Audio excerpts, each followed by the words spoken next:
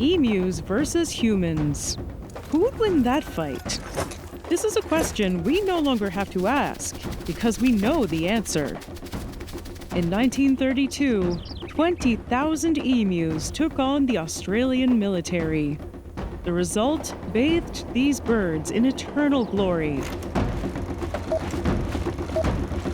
This is the Emu War.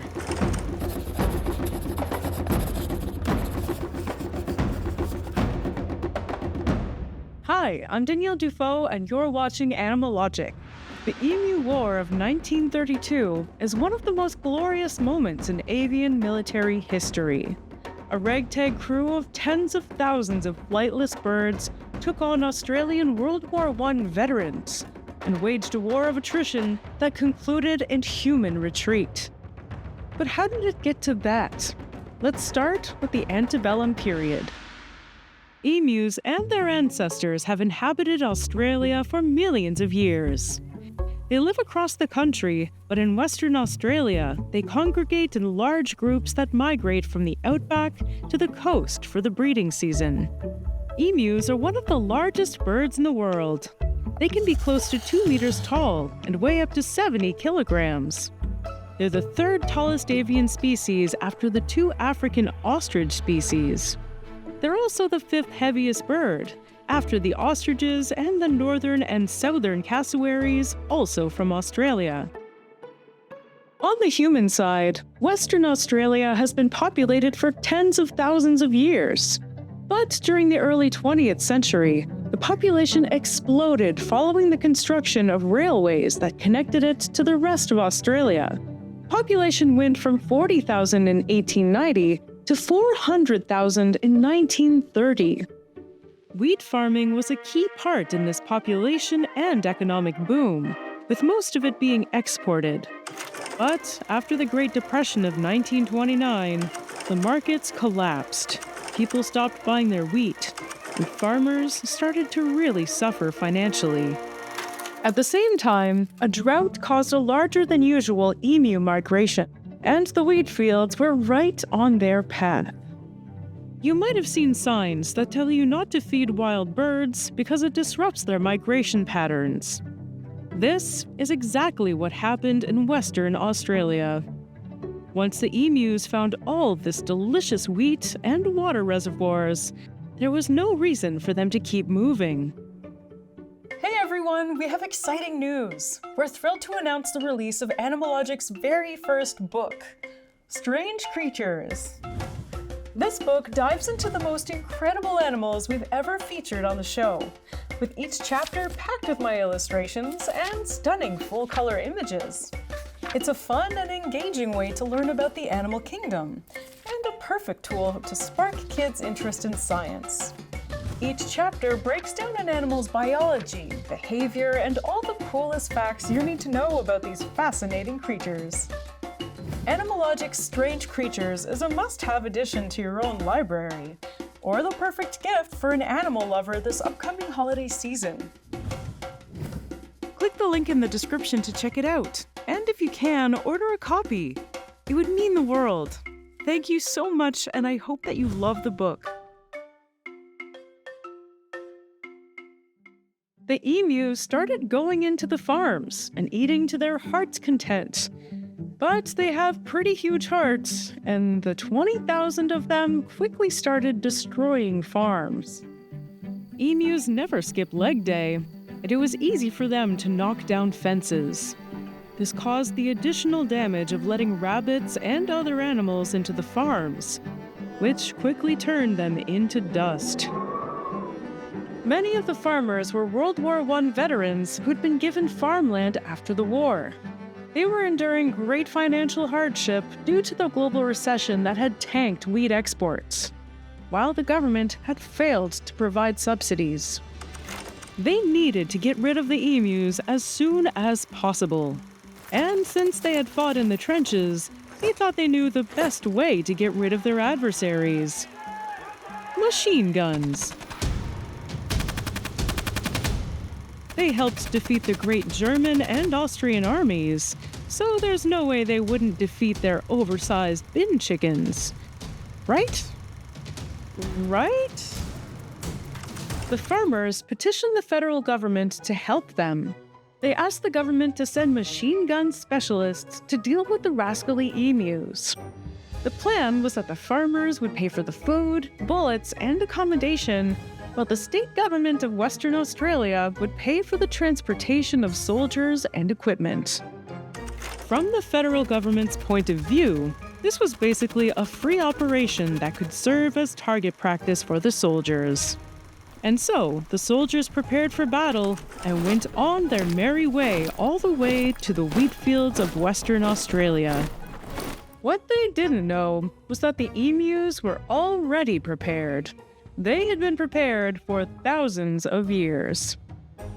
Emus emerged at a time when Australia was packed with carnivores, like the 7-meter-long Megalania, the jaguar-sized Thylacoleo, also known as the marsupial lion, Quincana, a croc with the gait and speed of a Komodo dragon, and the Wonambi, a constrictor snake bigger than the largest living anacondas. And not only did the emus survive among these natural-born killers, they outlived them. So the emus had a very simple and effective strategy. In the words of the great poet, oversimplified, the emus said, "When they approach us, we run away." But still, none of these predators had machine guns, as far as we know. What kind of challenge would a couple of primates with boomsticks mount? The first battle took place in early November 1932. The soldiers approached a group of about 50 emus, and once they were within firing range, they unleashed their World War I Lewis guns. The emus did what they've been doing for thousands of years, and at the first shot, they scrammed and scattered in all directions. To defend themselves from these killers, emus developed powerful legs for kicking their opponents, but also to sprint away from danger.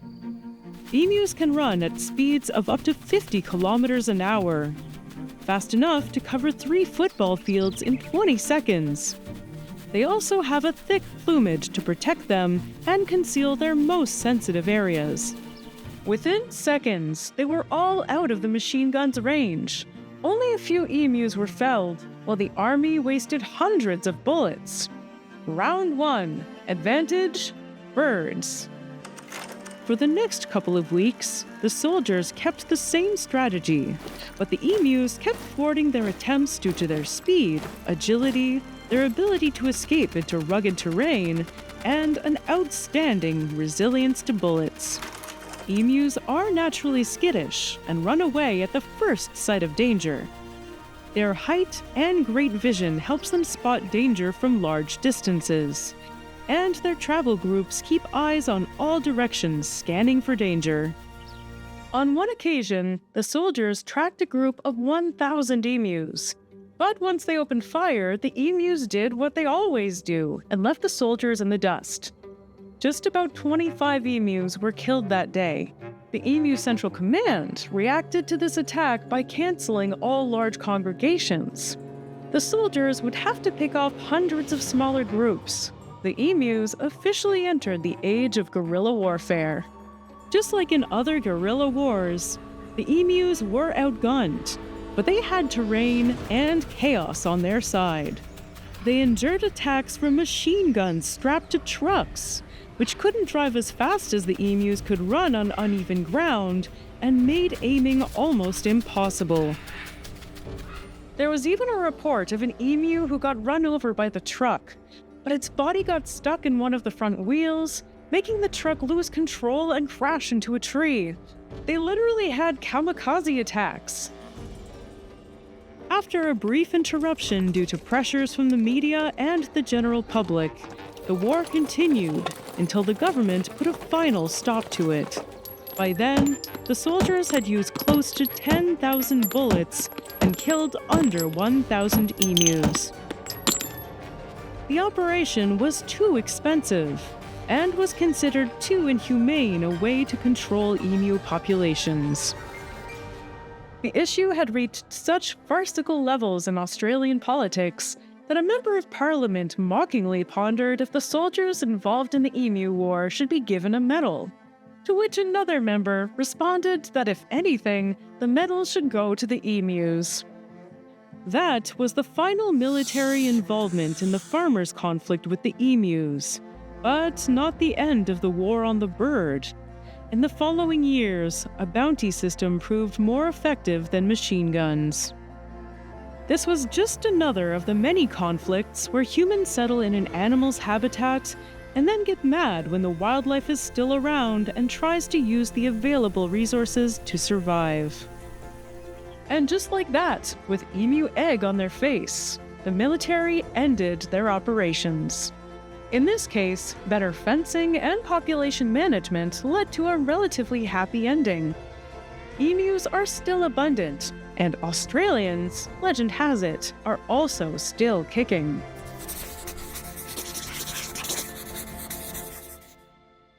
So what should we talk about next? Please let me know in the comments, and don't forget to subscribe for new episodes every week. Thanks for watching. See ya!